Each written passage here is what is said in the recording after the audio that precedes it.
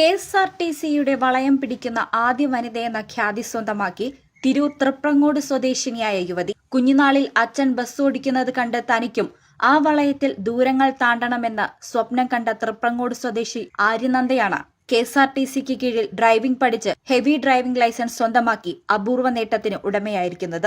ആര്യനന്ദയുടെ അച്ഛൻ Prasannakumar KSRTC bus ഡ്രൈവറായിരുന്നു. കുഞ്ഞുനാളിൽ അച്ഛൻ ബസ് ഓടിക്കുന്നത് കണ്ട് തനിക്കും ആ വളയത്തിൽ ദൂരങ്ങൾ താണ്ടണമെന്ന് ആര്യനന്ദ സ്വപ്നം കണ്ടിരുന്നു. മുതിർന്നപ്പോൾ സ്വകാര്യ ഡ്രൈവിംഗ് പരിശീലന കേന്ദ്രത്തിൽ നിന്നും 2 വീലർ 4 വീലർ പഠിക്കുകയും ലൈസൻസ് എടുക്കുകയും ചെയ്തു.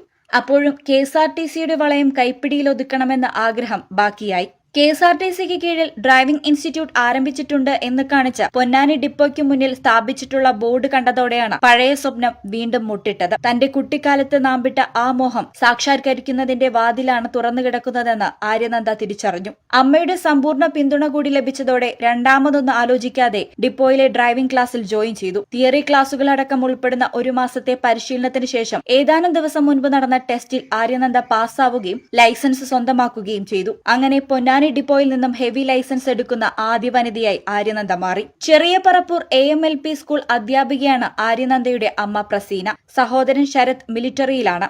കഴിഞ്ഞ വർഷം ജനുവരി 14-ന് പ്രസന്നകുമാർ മരണപ്പെട്ടതിനാൽ ആര്യനന്ദയുടെ നേട്ടത്തിന് സാക്ഷിയാകാൻ അച്ഛനില്ല.